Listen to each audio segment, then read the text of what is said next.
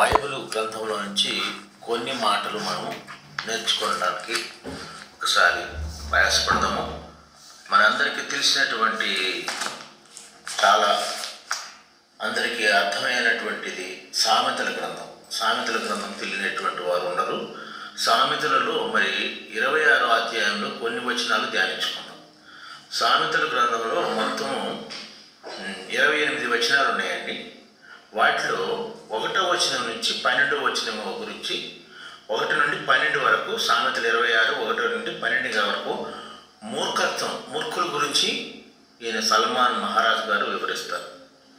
అలాగే 13 నుంచి 16వ వచనం వరకు సామెతలు 26, 13 నుండి 26 వరకు సోమరితనం గురించి, 16 వరకు 13 నుంచి 16 వరకు సోమరితనం గురించి, సోమరిపోతుల గురించి వివరిస్తారు.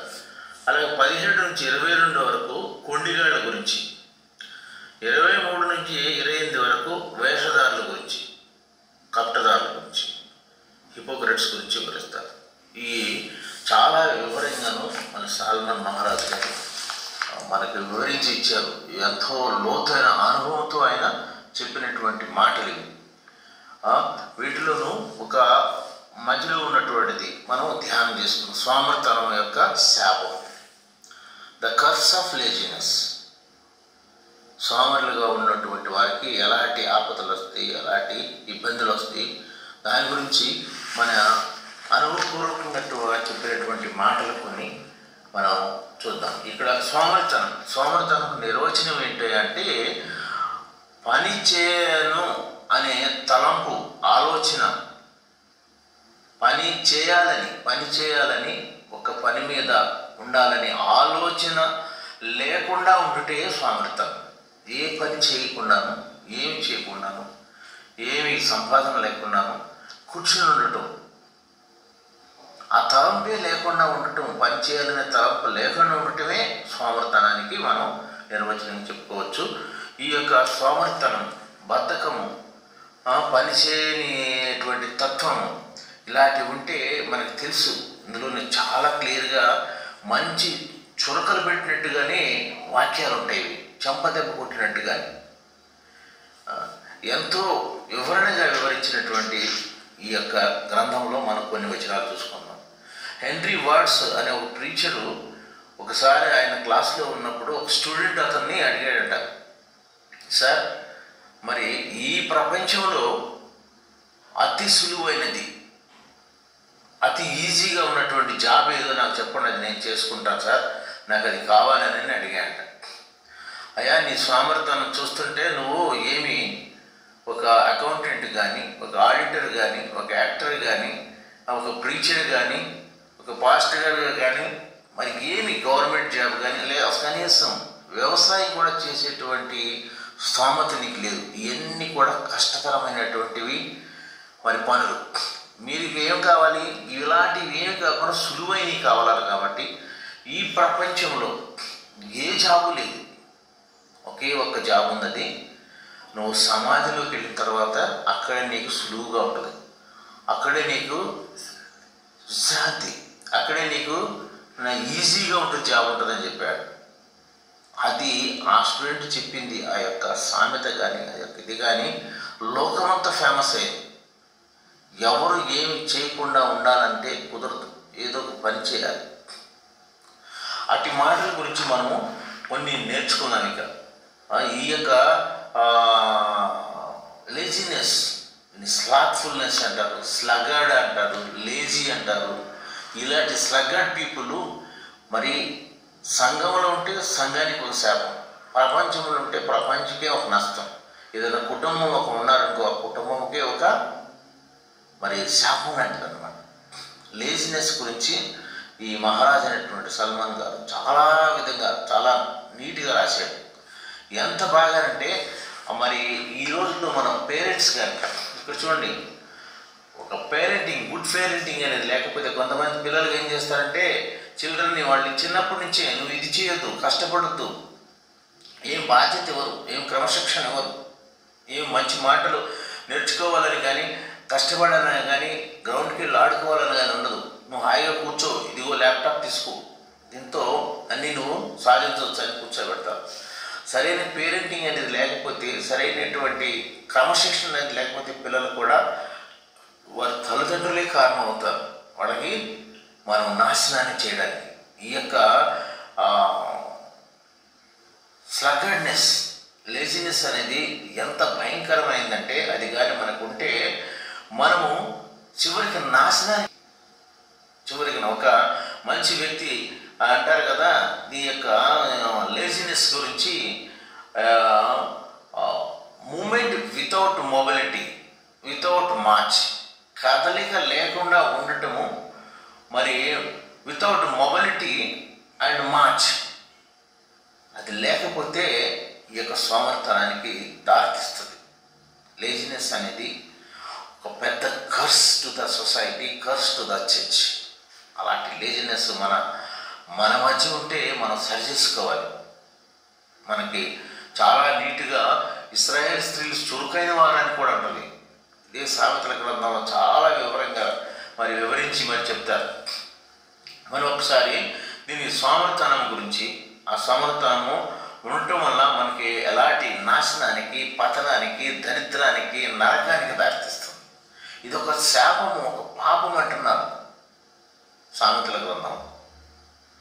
మన మధ్యలో ఇట్లాంటి లేజినెస్ ఉన్నదా? ఎందుకంటే మన సంఘంలో ఎవరు లేజినెస్గా ఉన్నారని లేదని తెలుస్తుంది. ఎందుకంటే మనం పెద్దలక్కడనే లేచి మరి లోకరక్షకుడైనటువంటి, జీవాధిపతి అయినటువంటి యేసయ్యను మనం ధ్యానిస్తున్నాం. కొంతమంది అయితే మనకి చూస్తే ఎందులో తెలుస్తుంది, ఇంకొంచెం పడుకుందానా అనుకుంటారు. అట్టి సోమర్తనం నుంచి మనం బయటికి రావాలంటే, దాని సోమర్తనం అనేది ఒక కర్స్ కాబట్టి ఈ యొక్క సోమర్తనానికి విరుగుడేంటి అని కూడా కొన్ని విషయాలు తెలుసుకున్నాం. సామెతల గ్రంథంలోకి వెళ్దాం రండి. 26వ అధ్యాయము 13వ వచనం నుంచి 16వ వచనం వరకు ఒకసారి చూద్దాం. సోమరి గురించి రాసి ఉంటుంది, చదవండి ఒకసారి. సోమరి దారిలో సింహం ఉన్నదని, దారిలో సింహం ఉన్నది అంటాడు ఆయన. వీధిలో సింహం ఉన్నది అంటాడు. ఉతక మీద తలుపు తిరుగును, ఉతక మీద తెలుసు, తలుపుకి బందులు అంటే హింజెస్ ఉంటాయి. అవి పెడితేనే తలుపు అనేది నిలబడుతుంది. దాని మీద ఊరికి అటు ఇటు తిరుగుతూ ఉంటుంది అంతే. ఆ హింజెస్ మీద కూర్చోబెడతారు దాన్ని.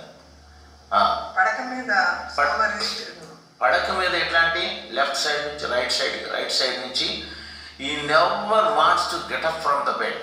తిరుగుతూనే ఉంటాడు. ఎందుకంటే ఇంకొంచెం పడుకుందాం, చేతులు ముడుచుకుని ఉంటాడు. సోమరి పాత్రలో తన చేయి ముంచును, నోటి వద్దకు దాన్ని తిరిగి ఎత్తుట కష్టం అనుకున్నాను. చూడండి, ఆ పాత్ర తినడానికి ఆ చేతితో ఎత్తుకోవడం కూడా కష్టం అనుకుంటాడు. ఎంత లేజినెస్ చూడండి.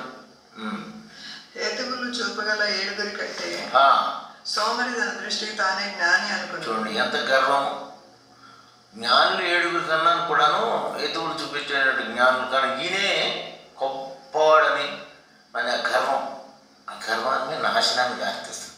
ఒక పక్కన సోమరి, ఇంకోటి గర్విష్ఠు. దానితో కోపం కూడా ఉంటుంది. కొంతమంది ఇళ్ళలో ఉంటారు, అనకూడదు కానీ కూర్చుంటారు, సోఫాలో కూర్చుని పేపర్ పట్టుకుని కూర్చుంటారు. కాఫీ ఇదేవు టిఫిన్ పెట్టానన్నీ అక్కడికే రావాలి. కానీ అక్కడ మనం నేర్చుకోవాల్సినవి ఏంటంటే, ఈ యొక్క సోమరితనం గురించి 4 పాయింట్లు చెప్పాలని ఆశపడుతున్నాను. ఒకటి ఏంటంటే ఎక్స్క్యూజెస్ ఆఫ్ ద సగర్డ్నెస్. సోమరులు సాకులు చెప్తారు. సాకులు ఎందుకు చెప్తారో మనం వివరంగా చూద్దాం. తర్వాత సోమరులు ఎర్రర్స్ ఆఫ్ ద స్లగర్డ్స్, అంటే వాళ్ళంటే పొరపాట్లు. సోమరులు వాళ్ళు పొరపాట్లు చేస్తారు. సాకుల మీద ఇది లేదని, సింహం ఉందని దాంట్లో, వీధిలో సింహం ఉందని చంపేస్తారని. కానీ మూడవదిగా ఎక్స్ట్రీమ్స్ ఆఫ్ ద స్లగర్డ్నెస్. ఎక్స్ట్రీమ్స్ అంటే విపరీతంగా వాళ్ళు చేసేటువంటి విపరీతాల గురించి. 4వదిగా మనం చూస్తే సోమరి గురించి ఎవల్యూషన్, విశ్లేషణ గురించి సోమరి యొక్క విశ్లేషణ. 4 చూద్దాం. 1 ఎక్స్క్యూజెస్, 2 ఎర్రర్స్, 3 ఎక్స్ట్రీమ్స్, 4 ఎవల్యూషన్స్. 4 ఈ గురించి మనం నేర్చుకుందామండి. ఏమంటారు ఈయన? దారిలోకి వెళితే సింహం ఉందంటారు. సింహాలు ఎప్పుడు తిరుగుతాయి, ఎప్పుడు తిరగవో చాలా నీట్గా చెప్పారు. కీర్తన దీన్ని ఒకసారి, కీర్తనను 104, 21 నుంచి 23 వరకు. అవి అక్కడ ఏముంటుంది? సింహాలు రాత్రిపూట తిరుగుతాయట. కీర్తనల గ్రంథము 104 21 నుంచి 23 వరకు. రాత్రి సింహపు పిల్లలు వేట కొరకు గర్జించుచున్నవి, తమ ఆహారమును దేవుని చేతిలో నుండి తీసుకున్న చూచుచున్నవి.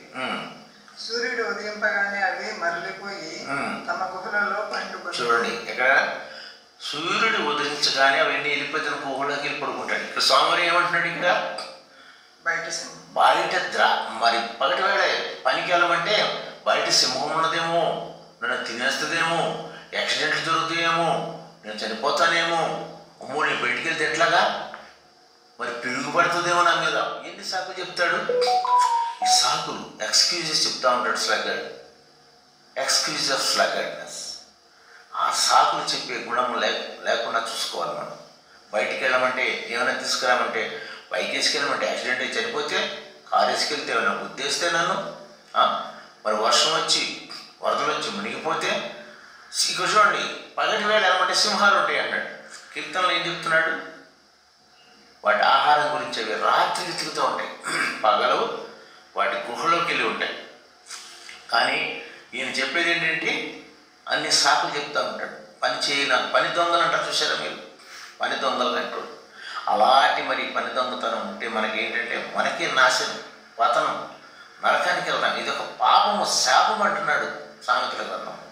అలాగే సామెతలు 22 అధ్యాయంలో కూడా ఒక మంచి మాట ఉన్నది.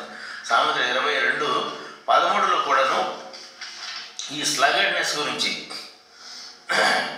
సామెతలు 22 బయట సింహం అన్నది వీధుల్లో నేను చంపబడదును. అది ఎక్కడైనా వీధుల్లో నేను చంపబడతానేమో నేను వెళ్తే. ఇక్కడ సింహాలు తిరుగుతాయేమో అని అంటున్నాడు. ఇక్కడేమంటున్నాడు? మరి నేను చంపబడతానేమో, ఎవరన్నా వచ్చి కత్తితో పొడి చేస్తారేమో, మరి ఏమన్నా నా మీద అటాక్ జరుగుద్దేమో. ఎన్ని సాకులు చెప్తారు తెలుసా? ఏంటంటే శాతకేస్తాను, పనికి మాలుతాను, పని నొల్లనికుండా ఉండటం, అలాంటి లక్షణాలు. చూడండి, మా ఊరు విడిచి వెళ్ళాలంటే అది క్రితం మా ఊళ్ళో చాలామంది చాలా ప్రమాదం, ఎందుకు అంత దూరం వెళ్ళిపోయి ఇక్కడే మనం వ్యవసాయం చిన్న పని చేసుకోవచ్చు కదా అనుకునేవాళ్ళు.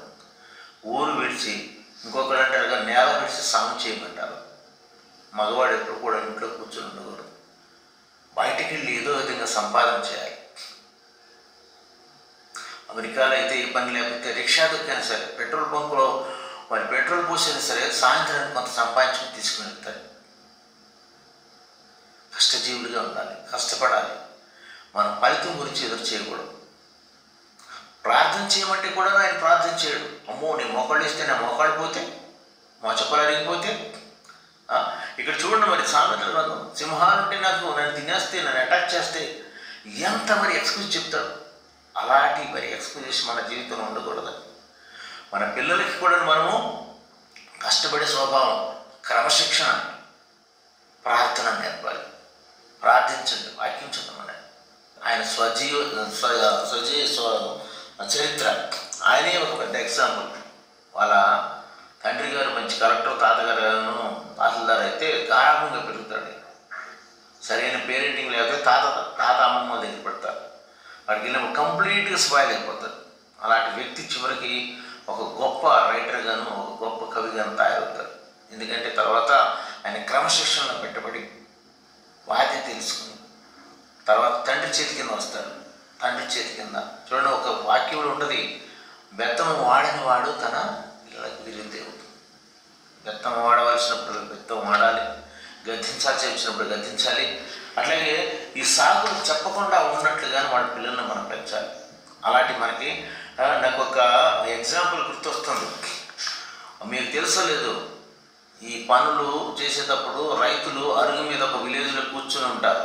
అరుగు మీద కూర్చుని ఫ్రెండ్ అడుగుతారు, ఏమైనా ఇవాళ పనికి వెళ్ళలేదు, మరి నీ చేలో ఏమన్నాను, మరి పత్తి పంట వేయలేదు ఏంటి అని అంటే, పత్తి పంట ఎందుకు వేయాలి, ఈ సంవత్సరం చాలా పురుగులు వస్తాయని టీవీలో చెప్పారు, అందుకనే పత్తి పంట వేయలేదు అంటాడు. సరే పత్తి పంట వేయలేదు, మొక్కజొన్న కండులు వేయాలంటే మొక్కజొన్న కండులా ఎందుకు, మరి ఈ సంవత్సరం చాలా కాకులు గ్రద్దలు వచ్చి మొక్కజొన్నలన్నీ కూడా తినేస్తాయని అరుగు మీద కూర్చొని చెప్తాడు. సరే ఇవన్నీ చేయలేదు, ఈ బంగాళదుంపలు కానీ పొటాటోస్ కానీ భూమిలో ఉన్నాయన్నీ వేయచ్చు కదా, అట్లా కూర్చున్న పొలం అంతా అట్లా పెట్టేయటం అంటే ఆహా భూమి లోపల కూడా చెదల పురుగు ఉంటాయి అవన్నీ తినేస్తాయి అని నేను విన్నాను, అందుకని ఏమిటి మరి ఏం చేస్తున్నాడు? ఏమీ చేయట్లేదు. ఏమి చేసేట్టుగా నష్టపోయే కన్నా నేను ఖాళీ కూర్చుని ఉంటాం నాకు బెటర్ అంటాడు. మరి అలాంటి రైతులను చూసి కొంచెండి వాళ్ళు నాగట పట్టి దున్ని భూమిని విత్తనాలు వేసి ఎన్ని పనులు చేస్తారు. అలా చేయకుండా కూర్చున్నవాడు ఏంటంటే వాడు దరిద్రుడైపోతాడు, వాడు నాశనం అయిపోతాడు, వాడి కరువు వస్తుంది, వాడి తినడానికి తిండి ఉండదు. ఇంకో చోట అయితే ఒక మంచి విద్వాంసుడు ఏంటంటే నో వర్క్ నో ఫుడ్, నువ్వు పని చేయకపోతే నువ్వు ఆహారం తినొద్దని అంటారు. మన బైబిల్లో కూడా ఉంది ఇదండి. ఒకటి ఎక్స్క్యూజెస్ ఆఫ్ స్లగర్డ్నెస్, సాకులు చెప్పేటువంటి గుణాలు మనం విడిచిపెట్టుకోవాలి. రెండవది ఎర్రర్స్ ఆఫ్ ద స్లగర్డ్స్, సోమరిపోతులు పొరపాట్లు చూస్తారు. దానికి మనకు దీనిలో ఉన్నది 2వ వచనం చూడండి ఒకసారి. ఇది సామెతలు 26:14 వచనంలో తలుపు ఉతకాల మీద తిరుగుతూ ఉంటుంది. సోమరి కూడా ఏం పని ఉండదు ఆయనకి, ఆయన బెడ్ మీద నుంచి ఇటు అటు అటు ఇటు తిరుగుతూనే ఉంటాడు. లెఫ్ట్ సైడ్ తిరుగుతాడు, కొంచెం రైట్ సైడ్ తిరుగుతాడు.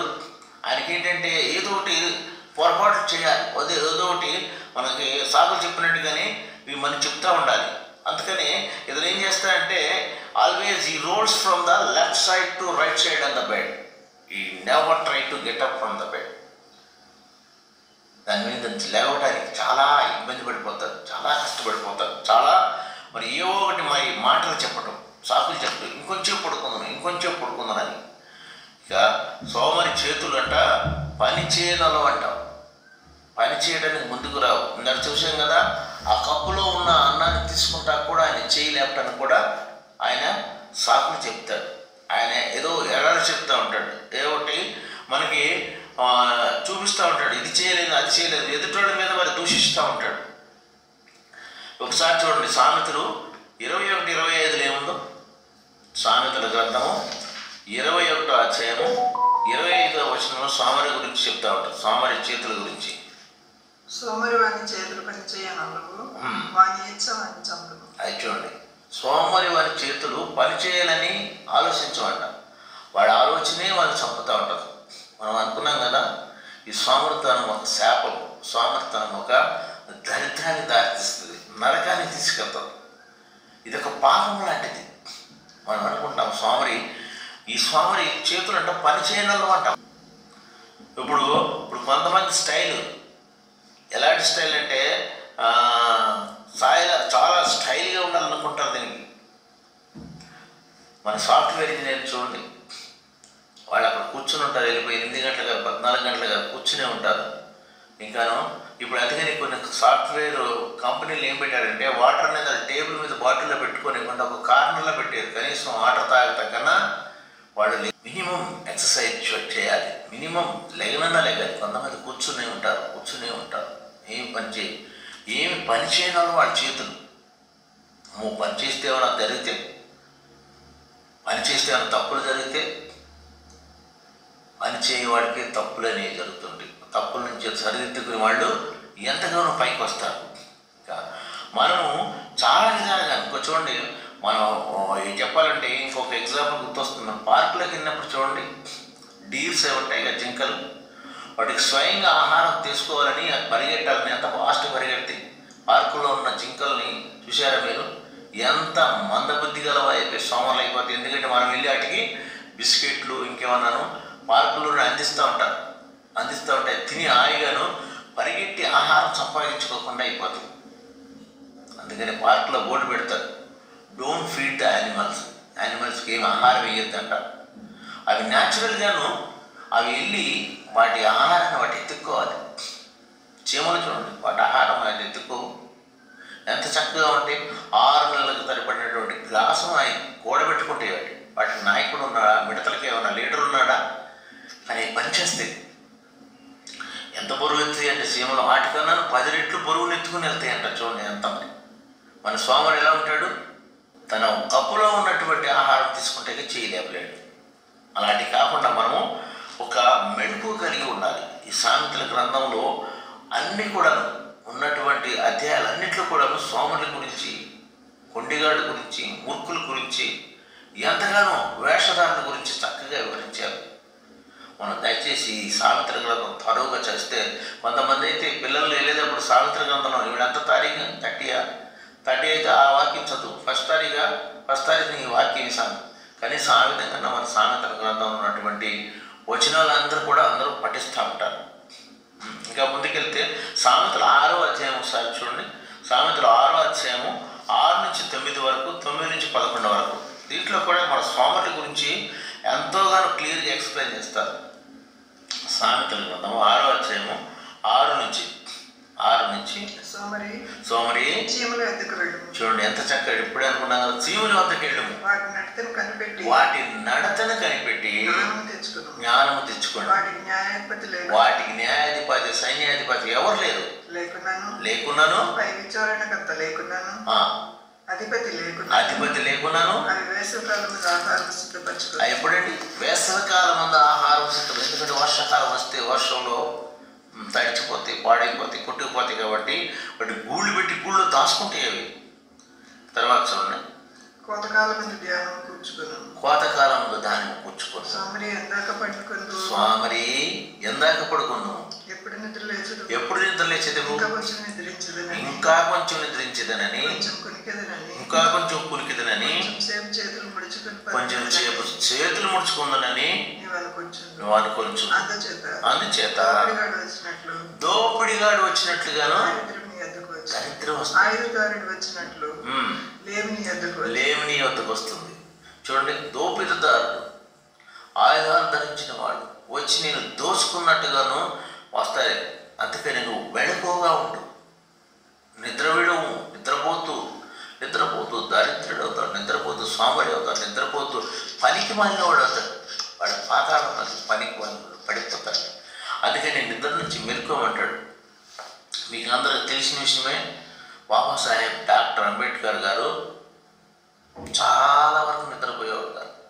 ఒకసారి రౌండ్ టేబుల్ కాన్ఫరెన్స్ ఫారిన్ వెళ్ళినప్పుడు ఆయన ప్రక్కనే ఉన్నటువంటి శాస్త్రి గారు అడుగుతారట, డాక్టర్ అంబేద్కర్ గారు ఏంటి మీరు నిద్రపోవట్లేదు, రాత్రి 4 గంటల వరకు చదువుతానున్నారంటే ఆయన అంట నా ప్రజలు, నా జనాంగము నిద్రపోతున్నారు సోమరులాగా. వాళ్ళ గురించి నేను మెలకుగా ఉండి వాళ్ళ గురించి ఏం చేయాలని ఆలోచిస్తూ ఒక గ్రంథాన్ని రాస్తానన్నాడు.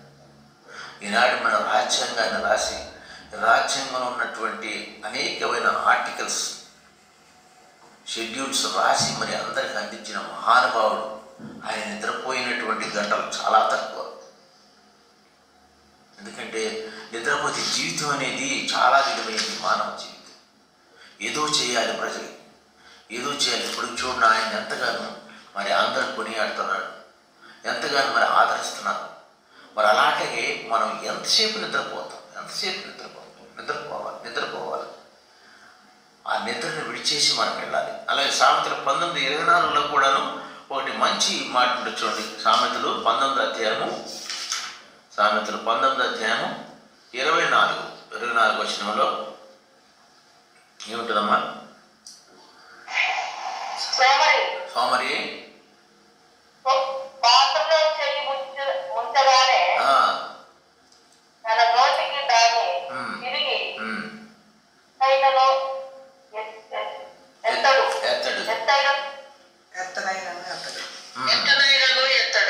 చూడండి, అక్కడ నేను అనుకున్నాను కదా, ఆయన పాత్రలు చేయి ముంచి ఎవరైనా వచ్చి ఆ చేతి ఆయన నోట్లో పెడతారు ఎవరని ఆలోచిస్తూ ఉంటాడు. చెయ్యి కూడా ఎత్తాడు. ఎంత ఎంత ఎంత చూడండి, ఎంత సాకులు చెప్తారో, ఎంత మరి ఎర్రర్స్ చెప్తారో, ఎంత మరి వాళ్ళు ఏంటంటే అస్తమానం ఈ పొరపాట్లు అది పొరపాట్లు అని చెప్తూ ఉంటారు. ఆయన పాత్రలో ముంచేసి ఆయన చెయ్యిని కూడా ఇట్లా ఎత్తుకుని ఆయన తినలేడు.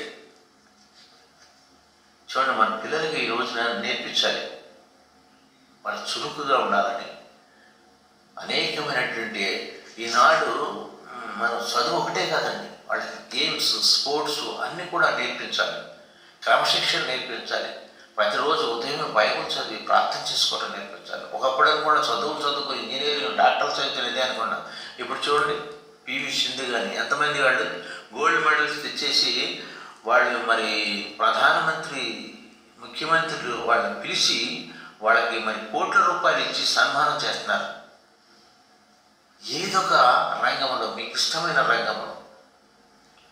మరి ఆనంద్ తమిళనాడు అతను చూడండి, చెస్ అనేది ఆయన మాస్టర్, ఆయన గ్రాండ్ మాస్టర్ అయ్యారు. ఏదో విధంగానూ మన పిల్లలు అనేవాడు యాక్టివిటీస్లోనూ ఉండాలి, సోమరులుగా ఉండకూడదు. ఒక చదువే కాదండి, చదువు ఉండాలి. చదువుతో పాటు మనము ఈ యొక్క క్రమశిక్షణ, డిసిప్లిన్, సంస్కారం ఇవన్నీ కూడా మన బైబిల్ నుంచే వస్తాయి. బైబిల్ చదవటం నేర్పించండి, ప్రార్థన చేయటం నేర్పించండి. తర్వాత అన్ని పనులు చేయటం, ఇంట్లో కూడాను. ఇది వంట చేయటం అనేది చాలా గొప్ప శాస్త్రం. ఇది వంట చేయటం కూడా నేర్పించండి పిల్లలకి. రోజు టీ పెడతాం నేర్పించండి, ఉల్లిపాయలు కట్ చేయటం నేర్పించండి. చిన్న చిన్న పనులు తల్లికి సహాయం చేయటం నేర్పించండి పిల్లలకి. ఒకప్పుడు మళ్ళీ వెళ్ళినప్పుడు, సంసారానికి వెళ్ళినప్పుడు అక్కడి నుంచి ఫోన్ చేసి, అమ్మ ఈ దీంట్లో ఇది ఎంత వేయాలి, ఎన్ని గ్లాసులు రైస్కి ఎన్ని గ్లాసులు నీళ్ళు వేయాలని అడుగుతారు కొంతమంది, నాకు తెలుసు. అందుకనే తల్లి వంటగదిలో పిల్లలందరికీ నేర్పించండి, పనులు నేర్పించండి, పనులు సోమర్థ అనేది చూపించండి. మనం ఒకటి చూసినప్పుడు ఎక్స్క్యూజ్ ఆఫ్ స్లగర్డ్నెస్, సాకులు చెప్పడం చూసాము. ఎర్రర్స్ ఆఫ్ స్లగర్డ్నెస్ చూసాము.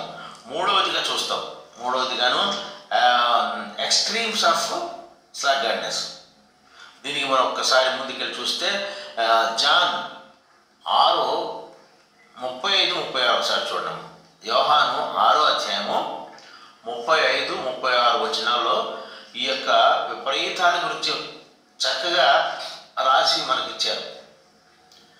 జాన్ 6వ అధ్యాయము 35-36. అందుకు యేసు వారితో ఇట్లనెను, జీవాహారము నేనే, నా యొద్దకు వచ్చువాడు ఏ మాత్రమునో ఆకలి కొనడు, నా యందు విశ్వాసం వచ్చువాడు ఎప్పుడునూ తప్పికొనడు. చాలా చాలా చూడండి, ఆయన వద్దకు వెళ్ళి, కానీ ఆయన వద్దకు వెళ్ళకుండా మనకు అన్ని కావాలంటే ఎట్లాగా? ఆయన వద్దకు వెళ్తే ఆయన జీవాధిపతి, ఆయన జీవాహారం ఇస్తాడు. ఆయన వద్దకు వెళ్ళాలంటే సోమవారం నువ్వు లెగాలి కదా మంచం మీద నుంచి, లేకపోతే ఎట్లాగా? ఇప్పుడు ఆయనే వస్తున్నాడు. ఈ రోజుల్లోనూ తట్టుడు తీయబడదు, వెతకుడు దొరుకున్నాడు. ఎంత చక్కగా ఆయన చూస్తూ ఉంటాడు. ఎవరైనా ప్రార్థన చేస్తారేమో, ఎవరైనా నా దగ్గరకు వస్తారేమో, ఎవరికైనా కొదువు ఉందేమో ఇవ్వాలని, అడుగుడు ఇవ్వబడును. ఆయన అడగట్లేదు మనం. చూడండి ఎంత మంచిగా చెప్తారు. ఆయన దగ్గరికి వెళ్ళాలి మనం, ఆయన దగ్గరికి వెళ్ళి ఆయన పాదాల మీద పడి, అయ్యా నాకు ఇది కావాలని అడిగి. ఎంతమంది అండి వాళ్ళ స్థితిలు మారలేదా, వాళ్ళ గతిలు మారలేదా? జీవాధిపతి ఆ ఫలానా తెలుసుకుంటే ప్రయత్నం చేయండి. ఆయన మరి జాన్ వెస్లీ గారు ఒక మాట అంటారు, చురుకుగా ఉండుడి, అబద్ధమాడకుడి. చురుకుతనం లేకుండా అబద్ధమాడకుండా పోతే సోమర్థనం వస్తుంది. ఈ సోమర్థనం నుండి మీరు పారిపోండి అంటున్నాడు ఆయన. పరిగెట్టుకుని పారిపోండి. సోమర్థనం అనేది దగ్గరికి రానికండి. చురుగ్గా ఉండండి, మెలుగుగా ఉండండి, యాక్టివ్గా ఉండండి అని చెప్తారు. ద గ్రేట్ ఆయన మంచి సేవకుడు జాన్ వెస్లీ గారు. అలాగే ఎగ్జాంపుల్ చెప్పుకుంటూ ఎన్నో ఈ సోమర్థానికి లేమ్ అనేది వస్తుంది, ప్రావర్టీ అనేది వస్తుంది. ఒకసారి చూడండి, సామెతలు 20:13 ఉంటుంది. ఆయనకి లేమి కలుగుతుంది అంటే పావర్టీ వస్తుంది. సామెతల గ్రంథము 20వ అధ్యాయము 13వ వచనంలో చాలా చక్కగా వారు రాశారు సొలొమోన్ గారు. ఒకసారి చదవమా. లేమికి అది నిద్ర యందు ఆసక్తి విడుము అంటే నిద్ర వదిలిపెట్టేయమంటున్నారు. ఈ రెండింటి ఆపోజిట్ మీనింగ్. నిద్ర ఎక్కువైపోతే నీకు పావర్టీ వచ్చేస్తుంది, పేదరికం వచ్చేస్తుంది. లేమి అంటే పావర్టీ, లేనితనం, దాని నుంచి దరిద్రత వస్తుంది వెనకాలే. ఇంకొక గొప్ప వ్యక్తి అంటాడు కదా, ఈ లేజినెస్ అనేది స్లోగా మనల్ని ఆవరిస్తూ ఉంటుందంట. ఇలాగా స్లోగా సాప కింద నీళ్ళగా. కానీ పావర్టీ అనేది, దరిద్రత అనేది, నాశనం అనేది ఫాస్ట్గా మనల్ని కమ్మేస్తుంది. సోమరి అనుకుంటాడు, ఏముంది ఇంకొంచెం పడుకుందాం, అమ్మ వండి పెడుతలేదు. నాకు తెలిసిన వ్యక్తులు ఒకడు ఉన్నారు. ఆమె మరి వాళ్ళ హస్బెండ్ మరి వేరే ప్రదేశానికి వెళ్ళినప్పుడు కుమారుడితో ఉంటుంది. ఏమ్మా మరి లేచాడా కుమారుడు అంటే ఏముంటుందంటే, లేచాడండి లేచాడు. ఒకసారి చూపించి ఫోన్లో అంటే కొంచెం కదిలేడండి, కొంచెం కదిలేడు. ఎప్పటి వరకు పడుకుంటాడు? 10:30 వరకు. తర్వాత కాలేజీకి ఫోన్ చేస్తే ఏమంటారు ప్రిన్సిపల్ గారు, మీ అబ్బాయి ఎప్పుడు ఫస్ట్ పీరియడ్ సెకండ్ పీరియడ్కి రాలేదండి, అటెండెన్స్ షార్టేజ్ వచ్చిందంట. అమ్మలారా తల్లిలారా, మీరు పిల్లల్ని బకెట్ నీళ్ళు తీసుకెళ్ళి ముఖం మీద కొట్టినా లేగరు. ఇంకా వాళ్ళ కోపం వస్తుంది, ఎందుకు నా మీద ఇట్లా చేసావు, డిస్టర్బ్ చేసావు. ఎంత నిద్రపోవాలనుకుంటారో అంత దరిద్రత, అంత పావర్టీ, అంత నాశనం, శాపం, దరిద్రం. బద్ధకం అనేది విడిచిపెట్టండి. మనం బద్ధకం అనేది వదిలిపెట్టకపోతే అది మనం స్లోగా కమ్మేస్తుంది. పేదరికాన్ని, దరిద్రతను తీసుకొచ్చేసి చివరికి ఎక్కడికి తీసుకెళ్తాంటే నాశనానికి, నరకానికి తీసుకెళ్తాం. అట్లాగే మనం ఎన్ని కూడా వదిలిపెట్టుండాలి. అది 16వ వచనంలో ఏమిటి చూడము ఒకసారి. ఇది సామెతలు 26:16లో దాని గురించి కూడా మనం జ్ఞానుల గురించి చెప్తారు కదా. 7 జ్ఞానుల కంటేనూ నేను, ఒకసారి చూడమ్మా, సామెతలమ్మా, సామెతలు 26వ అధ్యాయంలో 16 చూపగల 7 కంటే సోమరి తన దృష్టికి తానే జ్ఞాని అనుకున్నాను. చూడండి, 7 జ్ఞానుల కంటే ఈయన ఏమనుకుంటాడంట, నేనే జ్ఞానిని. అక్కడేంటే గర్వం, ఆ గర్వం ఆయన నాశనం చేస్తుంది. ఆయన చూడండి, జ్ఞానులు అందరికంటే కూడా నేనే జ్ఞానిని. ఇది పొడుగును మంచం నుంచి కదలలేడు, చక్కగా కూర్చుని మాటలు చెప్తా ఉంటాడు, సంపాదన లేదు. ఆయన ఏమనుకుంటాడంట, వీళ్ళందరికంటే నేనే గొప్పవాడిని, నేనే జ్ఞానిని. అందుకని ఈ విశ్లేషణ చేస్తూ ఉంటారు స్వామి గురించి. అహంకారం ఉండకూడదు, గర్వం ఉండకూడదు. ఈ బుద్ధిహీనతకు దారితీస్తుంది. మూర్ఖత్వం ఉండకూడదు. ఇక్కడ చూడండి, ఇందులో మన సామెతల గ్రంథంలోనే దీని గురించి చెప్పుకొస్తారు. ఇక్కడ ఫస్ట్ సామెతలు 1:12 నుంచి మూర్ఖుల గురించి.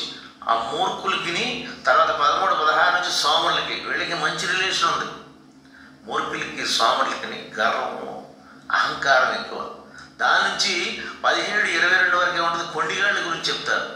తర్వాత 23-28 నుంచి వేషధారులను, కపటదారులను, హిపోక్రైట్స్ గురించి చెప్తూ ఉంటారు. ఎంత చక్కటి వాక్యాలని మనం ఇక చూస్తే చాలా ఉన్నాయి. కానీ సామెతల గ్రంథంలో చంప మీద కొట్టినట్టుగా ఉంటాయి అన్నిటికీ. సోమరులకి, బద్ధకస్తులకి, బుద్ధి లేనటువంటి వారికి, వీళ్ళందరికీ ఎంత మంచి మరి చురకలంటే అంత మంచి చురకలు. సామెతలు 26:1 నుంచి 12 మనం చూసాం కదా. అది మన మూర్ఖుల గురించి.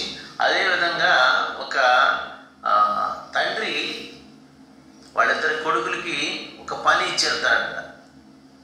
ఒక పని ఇచ్చి, బాబు ఈ పని మీరు చేయండి, ఇదిగో పెద్దవాడా ఇది నువ్వు చేయనైనా, చిన్నవాడా ఇది చేయాలంటే ఆయన మరి ఉద్యోగానికి వెళ్ళి పని చేసుకుని వస్తాడు.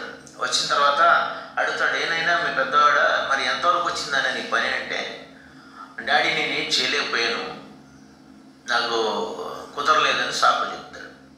చిన్నవాడ నువ్వేం చేస్తున్నావు అని పక్కకి తెలిస్తే, నేనేం చేస్తున్నాను, నేను అన్నయ్యకి హెల్ప్ చేస్తున్నాను అంటాడు. అన్నయ్య ఏం చేస్తున్నాడు, ఏం చేయట్లేదు, అన్నకి నేను హెల్ప్ చేస్తున్నాను అంటాడు. వీడు చిన్నవాడు కొంచెం తెలివిగా ఉంటాడు కదా, ట్రిక్కీగాను చెప్తున్నాడు నేను హెల్ప్ చేస్తున్నానని. కానీ ఈ ట్రిక్కీగా ఉన్నా కానీ ఈయన చాలా కష్టపడి ప్రపంచంలో గొప్ప న్యాయాధిపతి అయ్యాడు. డానియల్ వెబ్స్టర్ అని అమెరికా దేశస్థుడు. అలాగూ ఉన్నా కానీ ఆ తర్వాత తెలుసుకుంటాడు, తండ్రి గద్దిస్తాడు, తండ్రి బెత్తం ఆడతాడు, మీరు ఇట్లాగా ఉంటే కానీ నాశనం అయిపోతారని. తండ్రిని వాడు బెత్తం ఆడాలని కంపల్సరీగా, వాడకపోతే వాడి పిల్లలు నాశనానికి వీళ్ళే దారి తీసిన వాళ్ళు అవుతారు. చిన్నప్పటి నుంచి కూడా స్కూల్కి వెళ్ళేటప్పుడు కూడా చూడండి, పొద్దున్నే లెగనంటారు, స్కూలు వద్దంటారు, కానీ ఆయన లేపి బట్టలేసి స్నానం చేసి బాక్స్ పెట్టి మరి తల్లిదండ్రులు అనేవాడు ఎంత కష్టపడి మరి వాళ్ళ ముందుకు పంపిస్తారు. లెగవాలి, చదవాలి, అందరు కూడా కష్టపడి. మేమైతే దగ్గర 4 కిలోమీటర్లు నడిచి వెళ్ళేవాడు స్కూల్కి. మా ఊరు దగ్గరలో అక్కడే ఉండేది జిల్లా పరిషత్ స్కూల్ అని. వర్షాకాలం కానివ్వండి, ఎండాకాలం కానివ్వండి, చలికాలం కానివ్వండి, చూడండి మరి ఎంత కష్టపడకపోతే ఈ స్టేజ్కి రాగలరు. కష్టే ఫలైన ఒక మనిషి అంటాడు. కష్టపడండి, బద్ధకాన్ని వదిలేయండి. బద్ధకం అనేది అంటే దరిద్రానికి దగ్గరగా ఉందని ఎన్నిసార్లు చెప్పుకున్నాం మనం. ఆయన ఎవరు, డానియల్ వెబ్స్టర్ తర్వాత ఒక గ్రేట్ లీడర్ అయ్యాడు, గ్రేట్ లాయర్గాను, న్యాయాధిపతిగాను అయ్యాడు. మరి ఇంకా ఎన్నో ఉన్నాయండి. సామెతల గ్రంథం, సామెతలు 24 ఒకసారి తీయమ్మ. 24లో 30 నుంచి 34 వరకు ఒకసారి. సామెతలు 24 అధ్యాయము 30వ వచనం నుండి, సోమరి వాని చేను నేను దాటిరాగా, సోమరి వాని చేను నేను దాటిరాగా, తెలివిలేని వాని ద్రాక్ష తోట నేను తాకిరాగా తెలివైనటువంటి వాడి ద్రాక్ష తోట నేను దాటి వచ్చినప్పుడు ఎలా దాని అందంతటా ముళ్ళ తుప్పలు. ఎందుకంటే ఇటు బతకస్తుడు, సోమరిపోతూ వెళ్ళి చేలో పని చేయలేడు. ముళ్ళ కుప్పలు ఉన్నాయి, కలుపు మొక్కలు ఉన్నాయి, ఇంకేమున్నాయి, దూలగుండ్లు ఉన్నాయి, దాని కప్పి ఉండేను. దాని గోడ గట్టు అంతా పడిపోయి నాశనం అయిపోయింది. దాన్ని చూడండి, సోమవారం చూసి మనం బుద్ధి తెచ్చుకోవాలి. వాడు అలా ఉండమంటే నాశనం అయిపోయాడు, అలా ఉంటే పతనం అయిపోయాడు. కష్టపడకుండాను అడుగు ఇంటి దగ్గర కూర్చుని గోడ మీద అడుగు మీద కూర్చుని కబుర్లు చెప్తూ ఉంటాడు. ఇంకా కొంచెం నిద్ర, ఇంకా కొంచెం కుదుపాడు, మరుగేటుగా ఇంకా కొంచెం చేతులు ముడుచుకునుట, వీటి వల్ల నీకు దరిద్రత పరిగెత్తుకుని వచ్చినాం. ఆయుధస్తులు వచ్చినట్లు లేవు నీ మీదకి వచ్చి. చూడండి, నేను అంతక్రితం ఉంది కదా, అవే మనకి రిపీట్ చేసి చూపిస్తున్నాను. ఆయుధస్తులు వచ్చినట్టు మన మీదకి ఆపత్కాలం వస్తుంది, దరిద్రం వస్తుంది, నాశనం వస్తుంది. మరి ఇంకొక గొప్ప ఎమినెంట్ పర్సన్ ఏమంటాడంటే మైకల్ గ్రీన్ ఈ సెడ్, ఒక స్పోర్ట్స్ ఆడుతూ ఉంటారు కదా, వాళ్ళు ఎంత యాక్టివ్గా ఉంటారు మనం చూస్తూ ఉంటాం. గ్రౌండ్లో వాళ్ళు 100 మీటర్స్ కానీ 1000 మీటర్స్ కానీ రన్నింగ్ రేస్లో ఎంత కష్టపడి పరిగెడుతూ ఉంటే మనం చూసి ప్రేక్షకులని, స్పెక్టాక్యులర్స్, మన ప్రేక్షకులు ఉన్నటువంటి వాళ్ళు ఏం చేస్తాం చూసి చప్పట్లు పెట్టి కూర్చుని ఆనందపడతా ఉంటాం. మరి ఎక్కువ టైం ప్రేక్షకుడిగా ఉండకంటాడు ఆయన. Why don't you become a sportsman instead of spectacular? కూర్చుని ఉంటాం, వాళ్ళు ఎంతసేపు కూర్చుంటావు, ఎన్ని సంవత్సరాలు చప్పట్లు కొడతావు, కూర్చుని ఉంటావు. కూర్చుని ఉండడం వల్ల నీకేంటి బీపీ, షుగరు, కొలెస్ట్రాల్ ఇవన్నీ పెరిగిపోతాయి. నువ్వు ఒక మంచి బలమైన ఆరోగ్యవంతుడు అయితే లేచి నిలబడి కొంచెం బయట రాగలుగుతావు. కానీ అందుకని స్పోర్ట్స్ ఆడేవాడిని చూసి మనం కూడా బుద్ధి తెచ్చుకుని కనీసం నడవటానికి, ఇప్పుడు చూడండి కొంతమంది నడవటానికి కూడా, మన ఒక మా ఫ్రెండ్ పంపించాడు ఒక వాట్సాప్లో మెసేజ్, మీరు చిన్న చిన్న పనులకి కూరగాయలకి వెళ్తున్నారా, 1 కిలోమీటర్ లోపు ఉందా, బైకులు కానీ కార్లు కానీ తీసుకెళ్ళకండి. సాధ్యమైతే సౌఖ్యమైతే నడిచానండి, నడిచి కూరగాయలు కానీ చిన్న చిన్న మార్కెట్ కానీ చిన్న చిన్న పనులు నడిచి చేసుకోండి. నడటం వల్ల మనకి ఎన్నో రకాల మేళ్ళు ఉంటాయి, మనం చూసాం కదా. అట్లాగే మనము చాలా ఎగ్జాంపుల్స్ ఉన్నాయి ఇంకా చూడాలనుకుంటే. చూడు, ద్రాక్ష తోట ఆయన ఎవరి ద్రాక్ష దాటెళ్ళాడు ఆయన, సోమరిది. ఆ పొలం చూసినప్పుడు ఎట్టా ఉంటాయి, దూలగుండ్లు, కంపలు, పిచ్చ మొక్కలు ఇవన్నీ పడి ఉన్నాయి. ఎందుకంటే సోమరెడ్డి దగ్గర ఉన్న దాన్ని క్లీన్ చేసుకోవాలి. దాన్ని క్లీన్ చేసుకుని రాడ్ తీసి అన్నీ తీసి సాగు చేస్తేనే కదా నువ్వు ఏమైనా నాటేస్తే మొక్కలు వేస్తే పైకి వచ్చి నీకు ఫలం వచ్చేది. అలా రాకుండా కూర్చుంటే ఎన్నో ఎగ్జాంపుల్ చెప్తారు. మరి ఇంకా అయితే మీరు సిస్టర్స్ ఏమనుకోవద్దు, సిస్టర్స్ గురించి కూడా చక్కగా రాయబడి ఉంది ఇక్కడ. అందులో 2 రకాలైనటువంటి మరి ఉంటారు వాళ్ళు. ఒక మాకు తెలిసినటువంటి ఒక ఆమె ఉంది, ఆమె ఏంటంటే అలాంటి వాళ్ళని మన సోమరి కత్తెలు అంటారు. ఆమె ఏమంటుందంటే భర్త వెళ్ళేటప్పుడు ఏదో టిఫిన్ చేసి మ్యాగీ చేసి ఇచ్చేస్తే వెళ్ళిపోతాడు ఆఫీస్కి. తలనొప్పి అంటుంది, ఒళ్ళు నొప్పులు అంటుంది, కాళ్ళు నొప్పులు అంటుంది, ఇంకా కొంచెం నడుము నొప్పి అంటుంది, పొడుకుని బెడ్ మీద అటు ఇటు దొరుకుతాను ఉంటుంది. స్కూల్కి పిల్లోడు వెళ్ళాలి, బాబోయ్ మరి నువ్వు వెళ్ళి ఇదిగో టిఫిన్ లేదు కానీ నీకు ఇదిగో 10 రూపాయలు తీసుకెళ్ళు, 5 రూపాయలు చిప్స్ ప్యాక్ కొనుక్కో, బ్రేక్ఫాస్ట్కి లంచ్కి ఇంకోటి ఏదైనా కొనుక్కో. వాడు వెళ్ళి స్కూల్కి వెళ్ళి తిరిగి వచ్చి మంచి ఆకలితో 4 గంటలకు వచ్చినప్పుడు అమ్మ మరి ఏముందంటే ఇదిగో మళ్ళీ ఇంకో 10 రూపాయలు తీసుకెళ్ళి కొట్లేమని కొనుక్కోవచ్చు. ఇట్లాగే మంచం మీద పడుకునే ఉంటారు. వాళ్ళకి ఏంటంటే సాకులు చెప్పటం, నాకు ఈ నొప్పి ఆ నొప్పి అని. ఆ నొప్పులు అనేది వంకర పెట్టేసి ఎంత మట్టికి బెడ్ మీద అటు ఇటు దొరుకుతూ ఉంటాం. చివరికి మా సాయంత్రం భర్త వస్తారు కదా, ఏదో వారు వండాలని 5 గంటలు లేస్తారు, లేచి గబగబా వేసేసి టీవీ ఆన్ చేసి కూర్చుంటారు. కానీ ఇంకొక రకమైన స్త్రీలు ఉంటారు, మనకు అందరికీ తెలుసు. ఈ సామెతల గ్రంథంలోనే చాలా చక్కగా వివరించారు. చాలా చక్కగా వాళ్ళ భర్తలు వాళ్ళని పొగడక ఉండరు. సామెతలు 31లో చూడండి, 25 నుంచి 31 వరకు. ఆమె రాత్రి వేళ కష్టపడుతుంది, పగలు కష్టపడుతుంది, వాళ్ళ పని వాళ్ళకి పనిస్తుంది. ఆమె భర్త ఆమె పొగడకుండా ఉండలేడంట. ఒకసారి చూడము సామెతలు. పెద్దలతో కూడా కూర్చుండును, గవని యుద్ధ పేరుగొన్న వాడేండును, ఆమె నారబట్టలు నేయించి అమ్మును. చూడండి, ఏ పని లేకపోతే ఇంట్లో మిషన్ కుట్టేది సంపాదిస్తారు. నారబట్టలు నేచి అమ్మును, నడికట్లను వర్తకులకు అమ్మును, బలమును ఘనతే ఆమెకి వస్త్రములు. బలము ఘనత ఎలాంటివి ఉన్నాయండి ఆమెకి? వస్త్రాలు, వినాడు వడ్డాణం కావాలనుకుంటాం, నెక్లెస్లు కావాలనుకుంటాం. ఏంటండి ఆభరణాలు? బలము ఘనత. ఎలా వస్తుంది ఘనత? కష్టపడితేనే వస్తుంది, సోమరుడు ఉంటే వస్తుందండి. ఆమె రాబో కాలం విషయమై నిర్భయముగా ఉండును, జ్ఞానం కలిగి తన నోరు తెరిచును, కృపగల ఉపదేశం బోధించును. ఆమె తన ఇంటి వారి నడతను బాగుగా కనిపెట్టును, పని చేయకుండా ఆమె భోజనం చేయదు. ఎంత మాట అండి, పని చేయకుండా ఆమె భోజనం చేయదు. తర్వాత ఆమె కుమారులు ఆమెను లేచి ధన్యురాలందరూ. చూడు, ఆమె కుమారులు లేచి ఆమెని ధన్యురాలందరూ. మేము కూడాను మా అమ్మ కష్టపడి పొద్దున్న తెల్లవారుజామున లేచి నైట్ 11 గంటల వరకు కష్టపడుతుంటే మేమందరం పొగుడుతాం, అమ్మ నీకు ఎంత ఓపిక ఎక్కడికి వస్తుంది, మీ ఆనందంగా ఉంటే నా ఓపిక అనేది.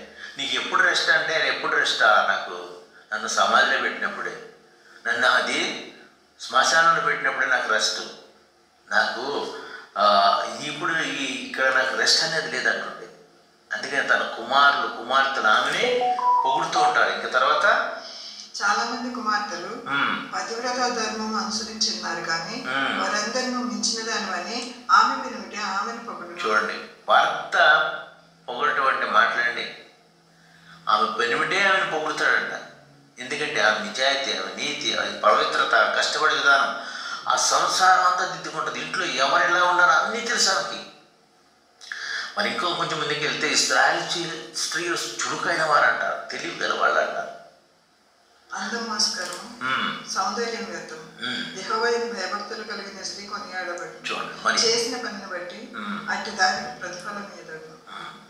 చూడండి, ఆమె పనులు కొనియాడబట్టి. ఎన్ని మంచి వాక్యాలు ఉన్నాయండి. గనురాలు గురించి మనం స్త్రీల కోటలో విన్నాం. బుద్ధిగల స్త్రీ బండ మీద తన ఇల్లు కట్టుకుంటున్నాడు, తన పెనిమిటి తనను పొగుడుతాడు, కుమారులు పొగుడుతారు, విధులు ఉన్నవాడు అందరికీ మంచి సలహాలు ఇస్తుంది. అట్టి సలహాలు ఇవ్వాలంటే మనము కష్టపడి మరి చదువుకోవాలి, చురుకుగా ఉండాలి, అందరికి ఆదర్శంగా ఉండాలి. ఆదర్శవంతమైనటువంటి స్త్రీలు ఎంతోమంది ఉన్నారు. అలాగే చూస్తే ఎంతోమంది ఎన్నో ఎగ్జాంపుల్స్ ఉన్నాయండి. ఇప్పుడు మనం సామెతల గురించి చెప్పుకున్నాం కదా, సామెతల గ్రంథంలోనూ సోమరుల గురించి. మళ్ళీ స్పిరిచువల్ సోమర్స్ కూడా ఉన్నారు. స్పిరిచువల్లీ స్లగ్గర్స్, వాళ్ళు ప్రార్థన చేయరు, దేవాలయానికి వెళ్ళరు.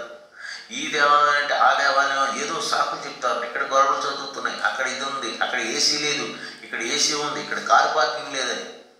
కానీ దేవునికి కావాల్సినటువంటిది ఒకటే ఒక మార్గం ఏంటంటే ఆయన స్తుతించుట, ఆయన ప్రార్థించుట. మరి ఆ సమయం అయిపోయింది కాబట్టి నేను ముగిస్తున్నాను. ఎక్కువ సేపు నేను తీసుకోనిక మరి 2వ తెస్సలోనికే 3వ అధ్యాయంలో 10వ వచనం కూడా ఉంటుంది. పని చేయని వారు ఫుడ్ తీసుకోవద్దని, పని చేయనటువంటి వారు ఆహారం తినవద్దని ఉంటుంది.